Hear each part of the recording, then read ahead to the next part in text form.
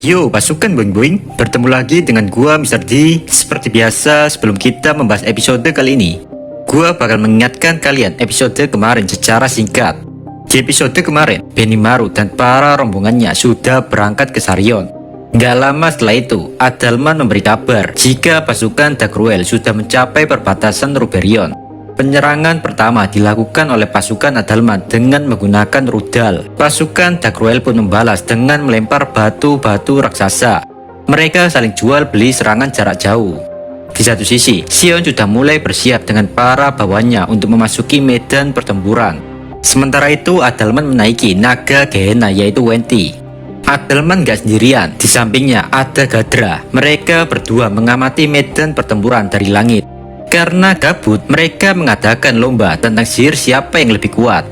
Singkat cerita, mereka sama-sama mengeluarkan sihirnya masing-masing, di mana Adalman mengeluarkan meteor cinta, sementara Gadra mengeluarkan sihir kegelapan. Dampak dari serangan kedua orang itu membuat setengah pasukan Adalman musnah. Lalu, apakah yang akan terjadi selanjutnya? Jadi siapkan cemilan, jangan lupa rebahan, and enjoy the video. Walaupun telah kehilangan banyak pasukannya, Dagruel tidak menunjukkan ekspresi ketakutan sedikitpun. Dia masih tenang. Namun saat melihat sihir yang digunakan Gadra, yaitu parade nihilistik, ekspresi Dagruel berubah. Bagi Dagruel, sihir itu bisa menembus bahkan merusak kemampuan mutlak Magic Flyer yang dimiliki oleh para raksasa. Dagruel menduga jika yang telah mengeluarkan sihir ini adalah Ultima, karena hanya para iblis primordial saja yang mengetahui tentang sihir ini.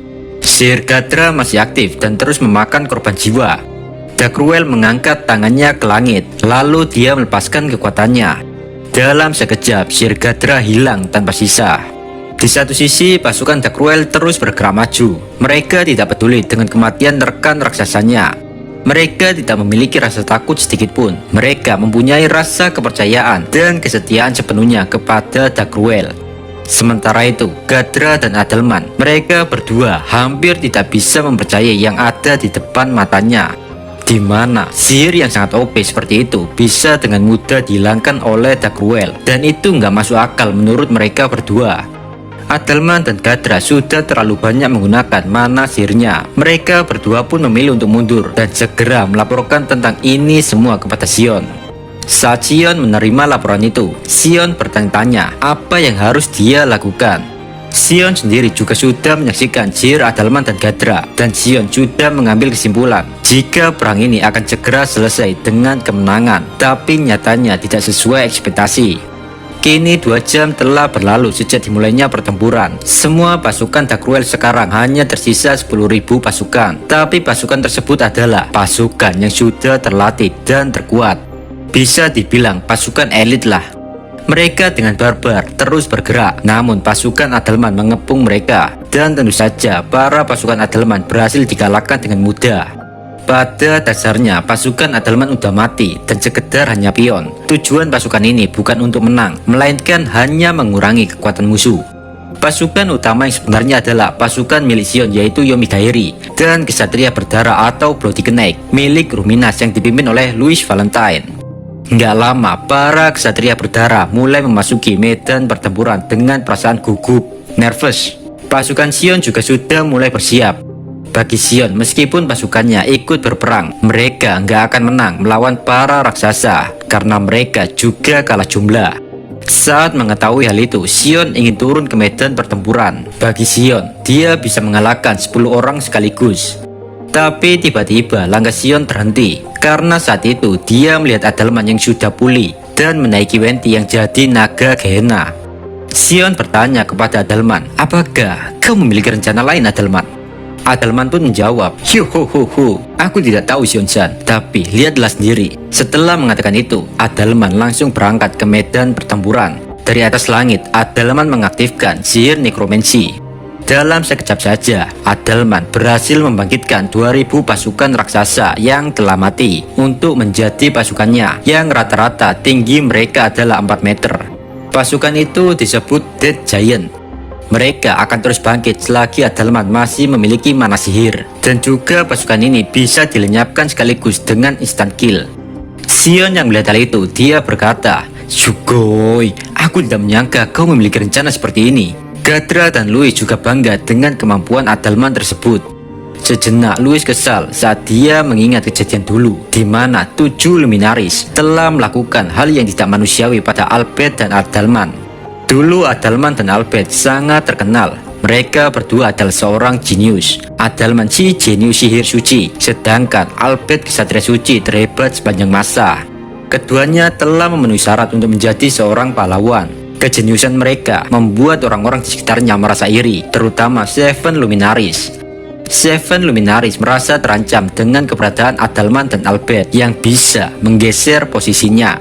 Pada akhirnya, Seven Luminaris menjebak Adalman dan Albert dengan misi yang telah mereka rancang untuk membuat Adalman dan Albert mati. Kini di medan pertempuran, terlihat Albert melawan saudara Dagruel yaitu Glesor. Glesor membawa 2 pedang sekaligus. Dia memiliki tinggi sekitar 2 meter. Lumayan tuh, tinggi segitu nyolong mangga tetangga. Meskipun dalam hal jumlah Magicule, Glesor lebih rendah daripada Dagruel, tapi ketangkasan Glesor dalam berpedang bisa dibilang setara dengan Kiritot atau Zoro lupa pulang. Di sisi yang lain, Albert juga merupakan pendekar pedang yang tidak bisa diremehkan. Meskipun Albert kalah tinggi dan kalah besar titiknya, dengan tubuhnya yang besar tidak membuat gerakan Glesor melambat. Dia sangat cepat dan sangat ganas dalam memainkan pedangnya. Sementara itu lawannya yaitu Albert. Dia bisa mengimbangi Glesor dengan modal 1 set peralatan kelas mitos. Mereka berdua seperti menari dengan gaya teknik berpedangnya di medan pertempuran.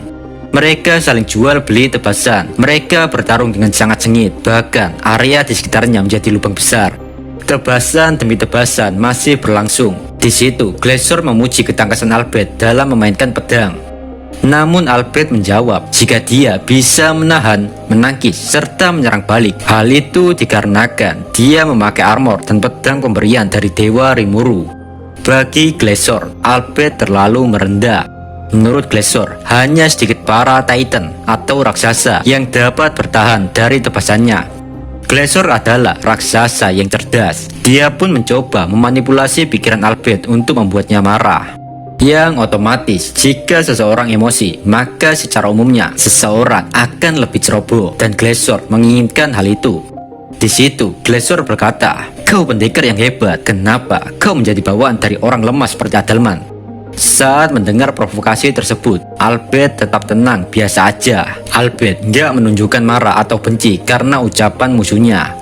Albert malah menjawab jika apa yang diucapkan Glesor salah. Albert menganggap Adalman lebih kuat daripada dirinya, karena Adalman merupakan 12 Guardian Lord yang telah dipilih Rimuru sama. Sontak saja saat mendengar jawaban dari Albert, Glesor terkejut. Tanpa sadar, Glesor menghentikan pertarungannya sambil mengangkat salah satu alisnya. Waktu bermain-main telah selesai. Glesor berniat bertarung serius mulai detik ini. Kekuatan besarnya yang sengaja dikunci pada kedua pedangnya kini telah dilepaskan. Kedua pedang itu menyatu dengan tubuh Glesor. EP Glesor yang tadinya kurang dari 2 juta kini menjadi 10 juta. Albert yang menatap kejadian gak normal itu hanya bisa menjejakkan lidahnya. Meskipun harapan menang hampir mustahil, tatapan mata Albert seolah dirinya tidak ingin menyerah. Di saat itu, Sion bersama ketiga anak Dagruel masih menatap pertarungan Albert dan Glesor dengan perasaan kagum. Tapi tiba-tiba pandangan Sion beralih pada pertarungan yang lain. Sion melihat ada sebuah kilatan cahaya perak. Dan di setiap cahaya perak itu, pasukan The Giant Adalman terhempas begitu saja ke langit dan lenyap. Yang melakukan hal itu adalah saudara Dagruel, yaitu pria berambut hijau seperti cosplay Dragon Ball. Dia bernama Fen. Fen memiliki tinggi sekitar 3 meter. Di tubuh Fen ada rantai yang berlapis-lapis dengan aura yang sangat mengerikan. Itu adalah rantainya kakek Sugiono yang disebut rantai Gleipnir. Nggak usah gua jelasin rantai ini, karena di volume sebelumnya udah gua jelasin panjang lebar ya guys ya. Hari ini aku akan bersenang-senang, ucap Fen sambil terus menghabisi pasukan The Giant. Bagi Sion, Fen lebih kuat daripada Dagruel. Bahkan bisa dibilang Fen setara dengan Veldora maupun Velgreen. Sion merasa merinding hanya dengan melihatnya saja. Naluri Sion berkata jika Fen adalah orang yang berbahaya. Sion bertanya kepada para anak Dagruel tentang Fen, tapi Deborah malah mengatakan, "Haraheta." Xion yang mendengar hal itu, dia langsung meninju perut Deborah sambil berkata, "Bagaimana? Kau sudah kenyang kan sekarang?" Ultima yang ada di samping Xion, dia bertanya, "Apa yang akan kita lakukan, Xion? Haruskah kita mundur?" Sejenak Xion merenung sambil menatap tanah. Usulan Ultima benar, mereka tidak akan mampu menandingi Fen. Tapi jika mereka mundur, hal itu sama saja mengecewakan tuannya, yaitu Rimuru. Lalu Xion tersenyum dan dia menatap Ultima. Xion bertanya balik ke Ultima, "Siapa yang akan kau pilih menjadi lawanmu, Ultima?" Ultima dengan perasaan senang menjawab, "Aku menyukaimu, Xion-san. Aku tahu kau tidak akan lari dari medan pertempuran. Aku akan melawan Fen, dan kau yang akan melawan The Cruel." Louis yang mendengar pembicaraan itu, dia tersenyum sambil berkata, Wah, sepertinya bawahan Demon Lord Rimuru tidak memiliki rasa takut ya." Setelah mengatakan itu, tatapan Louis tertuju pada seorang raksasa yang memiliki 4 lengan yang sedang mengamuk di medan pertempuran. Dia adalah Basara. Louis ditemani para ksatria berdarah bersama 7 bangsawan mulai menghampiri Basara. Di pertarungan yang lain, bagaikan badai pasir yang memporak-porandakan medan pertempuran, Fen menari menggunakan rantainya. Fen semakin menggila di medan pertempuran. Banyak The Giant hancur berkeping-keping dan tidak bisa hidup lagi karena kegilaan Fen. Di sela-sela kegilaannya, Fen menatap Adalman yang sedang menaiki seekor naga. Fen gak mau menyia-nyiakan kesempatan itu. Fen langsung berlari dengan kecepatan yang luar biasa, sehingga dia seperti lagi terbang di langit.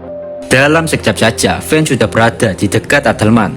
Dengan menggunakan rantainya, Fen berhasil menangkap Venti, si naga domino Island. Fen yang sudah menjerat Venti, dia langsung membanting Venti ke tanah. Seketika itu juga, Venti tidak sadarkan diri. Sedangkan Adalman, ya dia kabur lah anjing. Adalman sadar diri jika dia nggak bakal bisa menang melawan Fen. Namun Fen nggak mau melepaskan Adalman begitu saja. Fen berkata, "Oi, mau kemana kau? Terimalah ini dan matilah dengan tenang." Setelah mengatakan itu, Fen langsung melancarkan bogem pemusnah biji kejantanan. Seketika itu juga, Adalman melindungi dirinya dengan banyak penghalang. Tapi semua usahanya percuma. Adalman terlempar ke tanah, bahkan sampai berguling-guling. Semua orang kaget dengan hal itu. Dalam sekejap, medan perang menjadi hening. Kini Fen mengendalikan medan pertempuran. Di saat Fen ingin menghancurkan Adalman untuk menjadi butiran debu, tiba-tiba Ultima datang di situ. Ultima mengenalkan dirinya. "Maaf mengganggu pertarunganmu. Izinkan aku memperkenalkan diriku. Aku sang Pain Lord Ultima. Dan kau siapa?" Fen pun menatap jijik Ultima. Fen menjawab, "Namaku Fen. Aku tidak perlu mengingat namamu karena kau akan mati di sini, bocil laknat." Setelah basa-basi busuk itu, pertarungan mereka berdua pun dimulai. Jika kalian suka video ini, jangan lupa subscribe biar channel ini makin berkembang. Saya Dio dari channel Isekai Kindle. Amin. Bye bye.